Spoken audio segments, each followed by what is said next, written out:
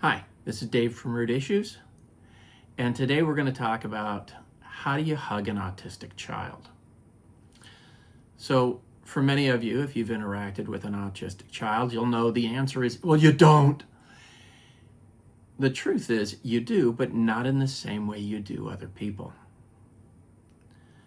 Personal experience. So I'm autistic myself, and one of the best hugs I ever received, my aunt came and stayed with us for a while, and she wanted to thank everybody for, being so supportive and helpful. And she said, she went and hugged my brother, my sister-in-law. She came to me and she said, Dave, I know you don't like hugs, but let me give you some of your favorite cinnamon chip bread. And let me tell you that cinnamon chip bread was fantastic. It was the best hug I'd ever had in my life. And the wonderful thing was nobody had to touch me in order to receive it. Now, does this mean that autistic individuals don't like to be touched? No, it's not true. We like touch, we like communication, we like connection. We like all the same things that other people like. So what's the problem? The problem is when an autistic individual tries to explain this to somebody who's not autistic, they start experiencing the same thing an autistic person does, and they want to bury their head in the sand, close up, and wait for everyone to go away before they interact again. So we're going to do our best to explain something that usually sends people running for the hills. So one of the stories that I like is that it was said that Mozart could actually listen to 16 different musical instruments all at the same time. Apparently, the normal way for people to write concertos or music and stuff like that was they'll write one line of music for this instrument, and then they'll write the line of music for the next instrument because they hear the music in their head. It was said that Mozart, they could tell by the way that he wrote, actually listened to him, and they said, I saw one of them said, up to 16 different musical instruments playing in his head at the same time. And Mozart would write them all down, and then he would do the next line and then the next line. So he wasn't hearing 16 different musical instruments one at a time. He heard them all as one song. Now, I had a personal experience kind of like this myself. I remember explaining to a roommate in college. We were having a conversation talking about how we understood things. And I said, just so you know, I have 5 different conversations going on right now in my head at the same time. And when he asked about it, I was able to explain, well, I've got this conversation and this conversation and this conversation, and I'm talking to you right now about having conversations. Now, I didn't think I was having conversations with other people. That's schizophrenia. I knew that these conversations were taking place in my own head and that I was the one having the conversation with me. But I had complete different trains of thought operating in my head at the same time. I was progressing in these conversations. I was weighing the good and the bad, the right and the wrong. What did I really understand? Trying to dig up new evidence. And I was actually having these conversations simultaneously and progressing in all of them, completely different, unrelated topics at the same time. Most people have trouble listening to somebody one at a time. Another song starts to play in your head, something else comes along, and you can't stop to focus. An autistic individual generally takes a lot more input at the same time than as other people. The best way I have of explaining this to others is imagine you come home after work, you've had your things going on for the day, and you walk into your house and everything in the home is turned up to maximum volume. You walk in, the TV is on and it's blaring at its loudest. You got somebody else playing the radio at its loudest. You got the phone ringing, but at its loudest. Conversations going on, the toilet flushing, everything is happening at max volume.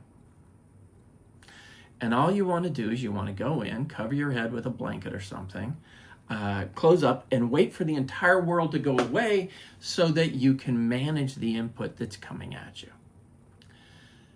This is generally what I find it's like for people with autism. It's not that they don't want these things. It's not that they don't want talk with other people, connection with others. It's that everything is so overwhelming, they're doing everything they can to shut everything out so that they can simply cope with what's going on around them.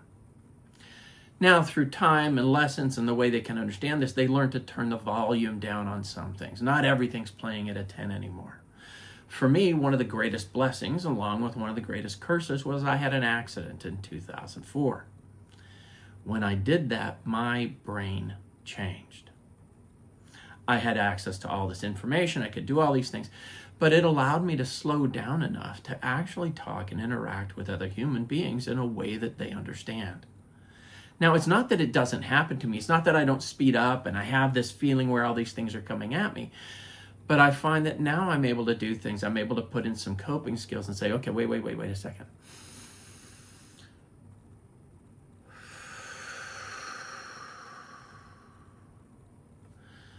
But I don't just slow down my heart rate, my breathing. I slow down how fast I think. I slow down how many things I pay attention to. So now I sit down and talk to somebody and I can explain often in their language what it's like for someone in someone else's language. I also am able to slow down my speech instead of going at my normal rate, which is actually a little bit faster than most people care for or desire, or they really don't run to understand or try to think this fast. I'm able to slow down and speak to people at a rate that's manageable and understandable for others. So when we do this, we need to understand that if you want to hug somebody, what is the goal and the purpose? The goal and the purpose is generally to communicate love, caring, understanding, and a desire for connection. If somebody is in the middle of getting flooded by all these things, one of the most blessed things you can do for them is give them space. I'm not saying that this is what you should always do with an autistic child, but in the midst of all the noise, you give them space. And then you try to help decrease the noise. So if you've got 3 people playing video games, you got music playing somewhere in the house, you've got other things going on, turn all the noise down.